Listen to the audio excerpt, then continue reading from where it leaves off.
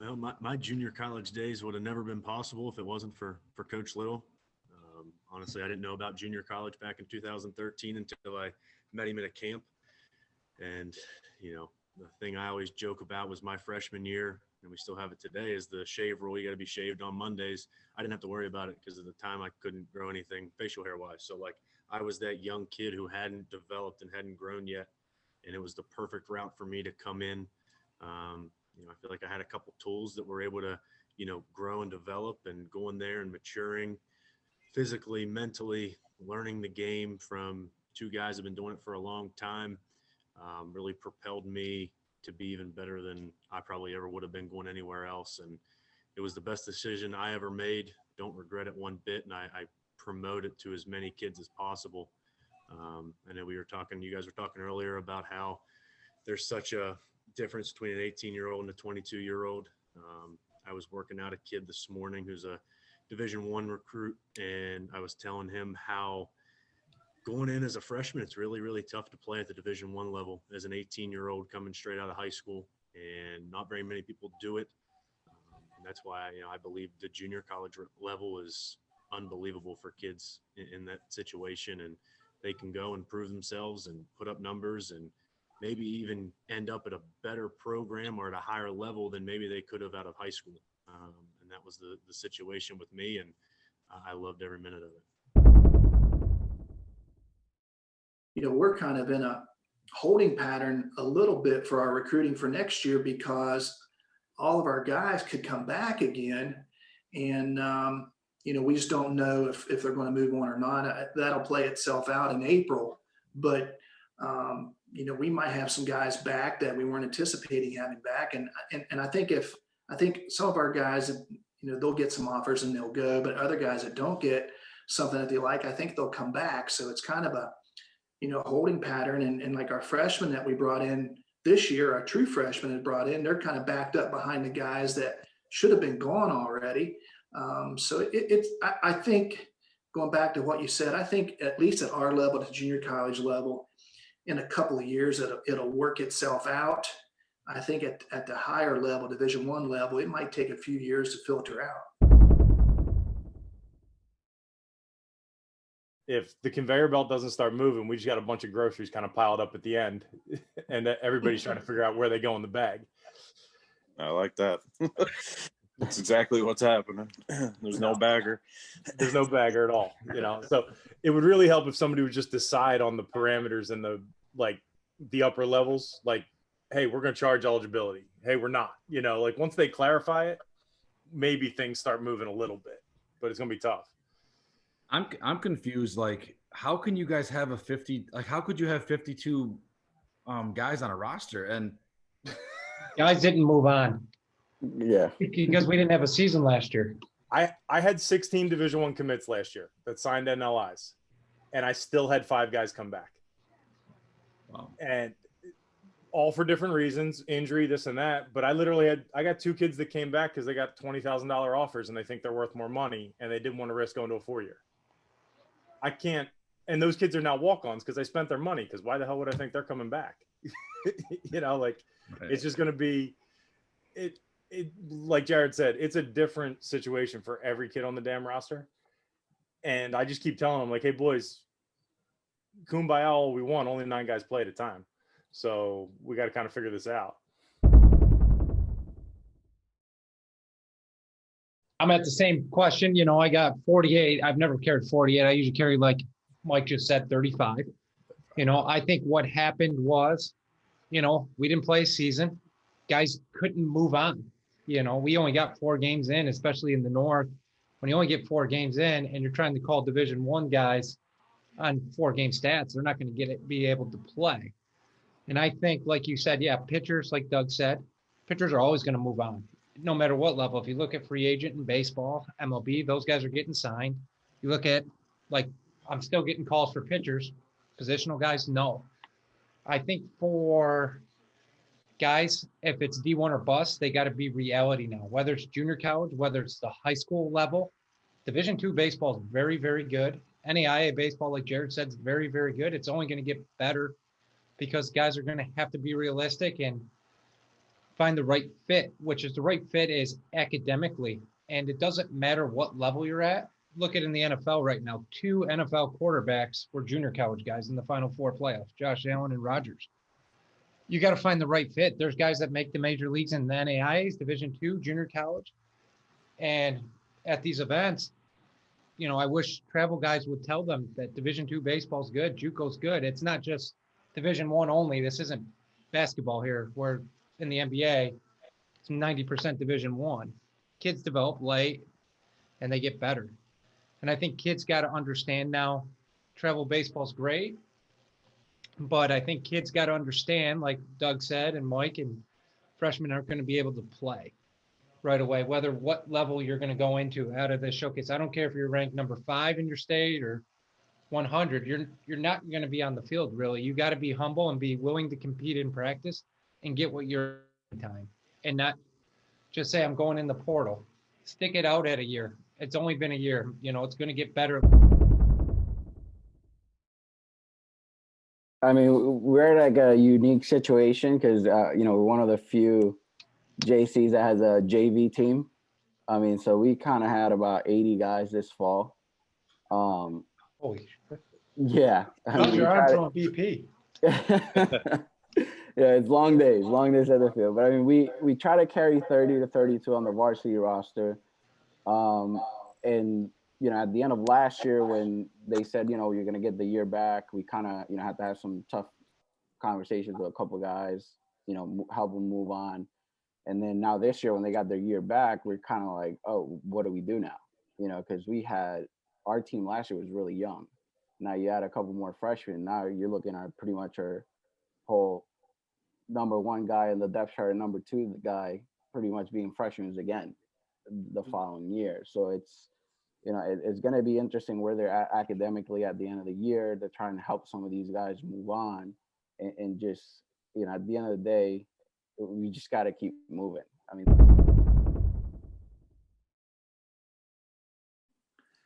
That's a good question. And one I'm still trying to search and find.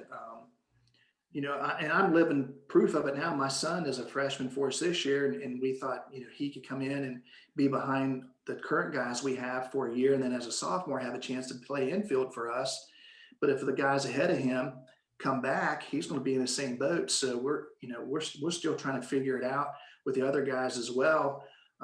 So yeah, I'm living proof of that right now. My son's going through it, and we're trying to figure out, what the next step is. And I really think the really good players in all the junior college programs across the country, the guys that are really good players and have good grades, they're all going to have a chance to move on after this year, especially pitching. It seems like those guys move a lot faster than other guys. And that's kind of our focus right now is we're pretty much done recruiting position players for next year.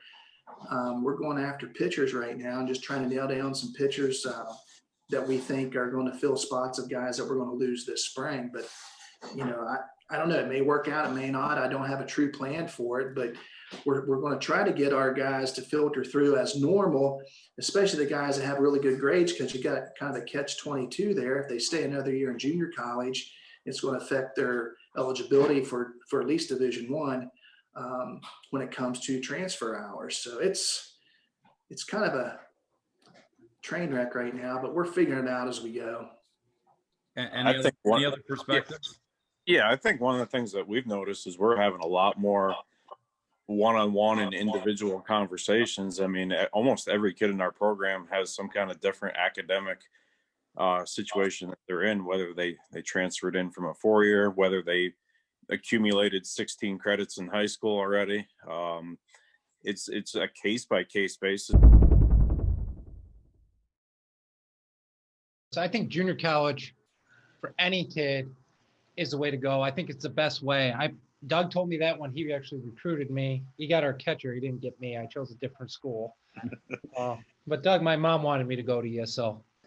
If that makes any help.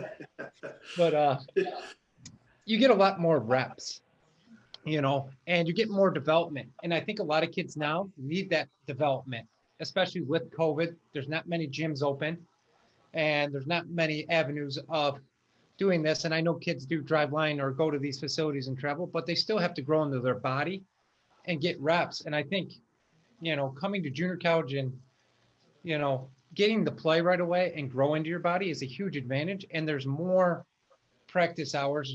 They're not as limited. I played Division I and junior college, both levels. And I thought junior college for me made me more prepared for Division I.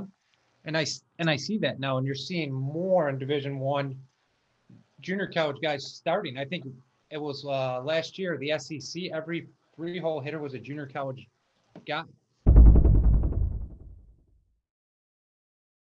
As far as my story goes, late bloomer.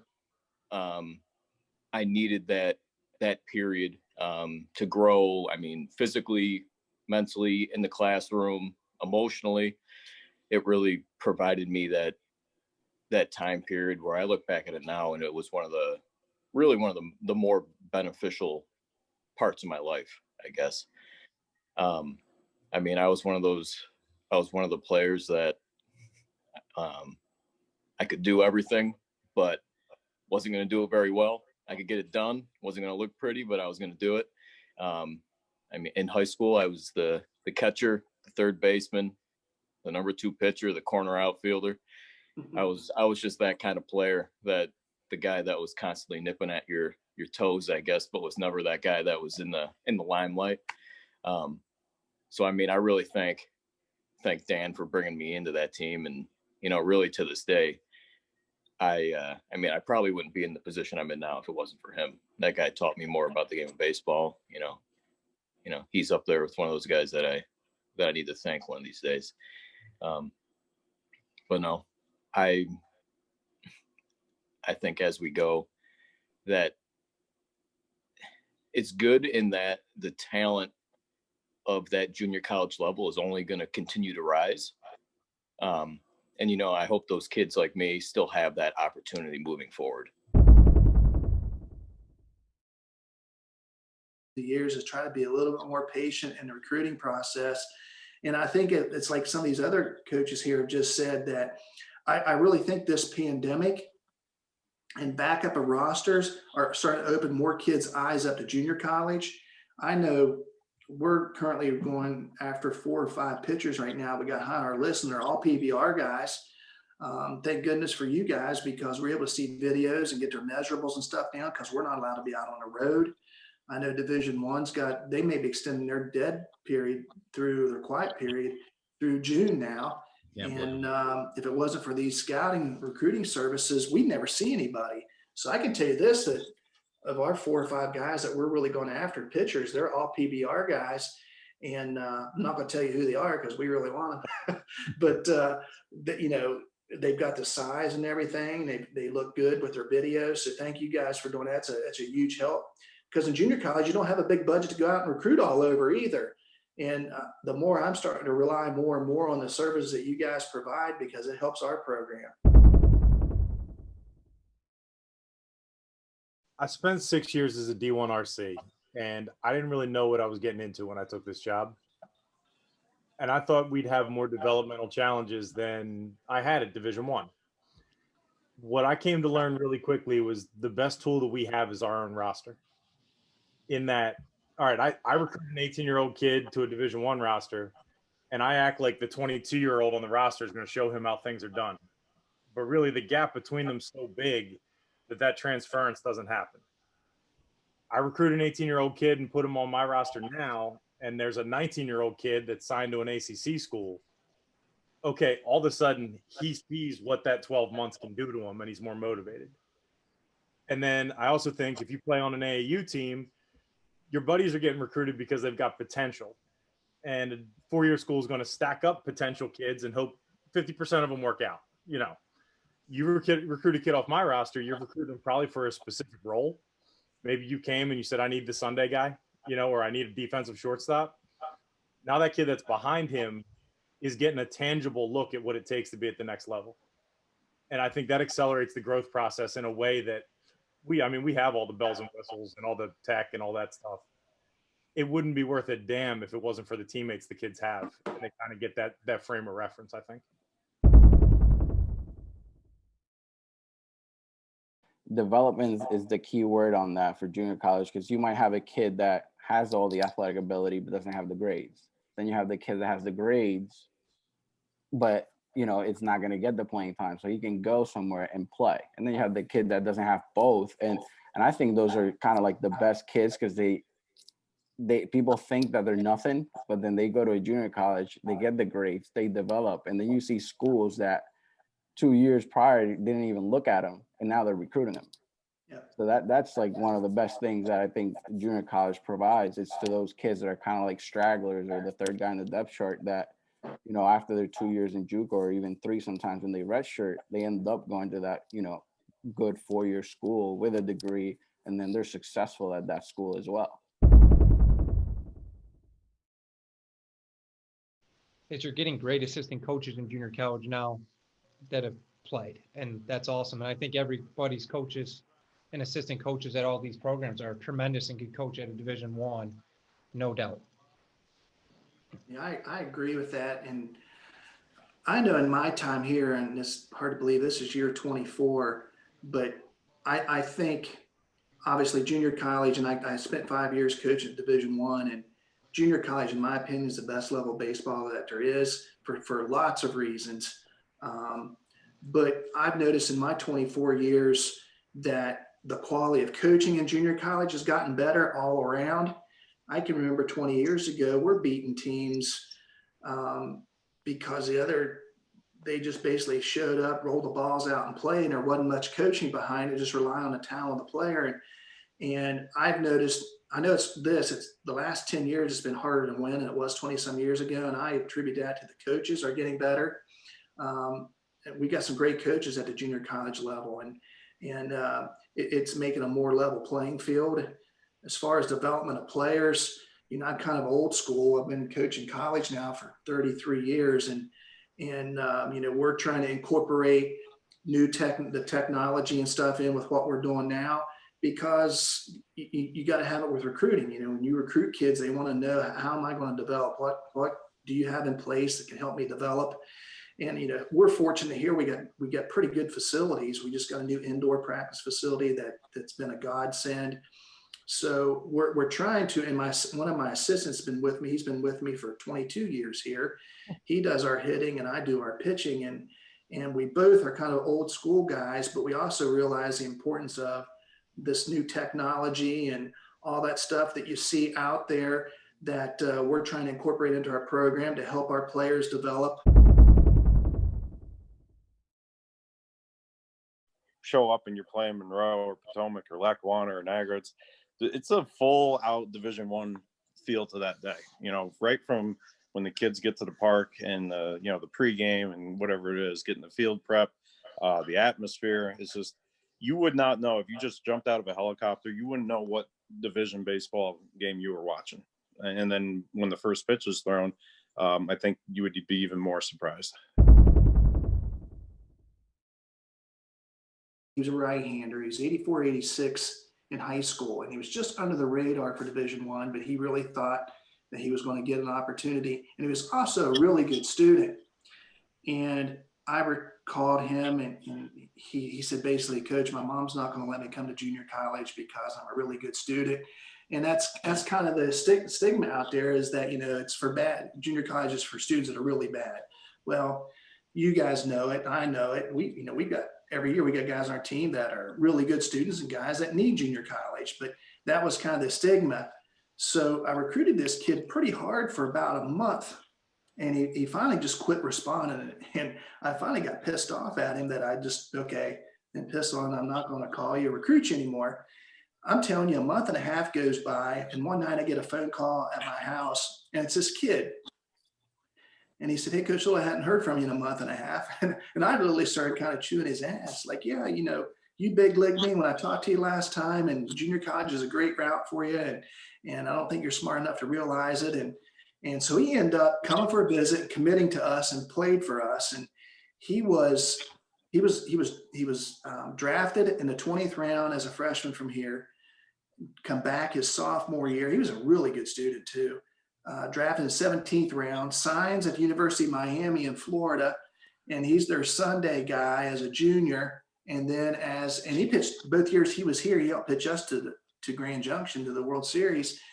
And he goes in the 30th round as a junior at Miami, and then comes back his senior year, is their Sunday guy again, and helps pitch into Omaha. That was in 08. I went out to see him pitch. He pitched against Stanford out in the College World Series that year. It was pretty awesome to see him.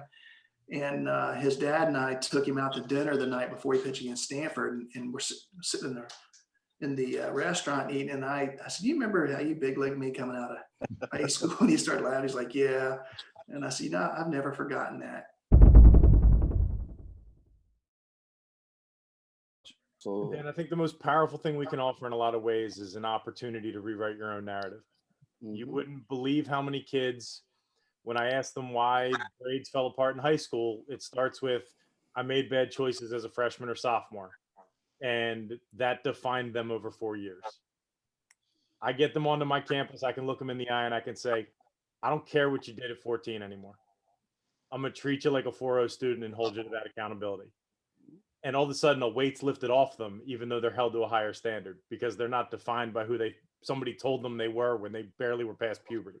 Yeah. You know, and that's the most rewarding part of it to me, is these kids can leave 4 semesters later and not be that kid that didn't get invited to prom because of his grades as a junior, you know, and he can go to a good school that he didn't think he had access to. Yeah.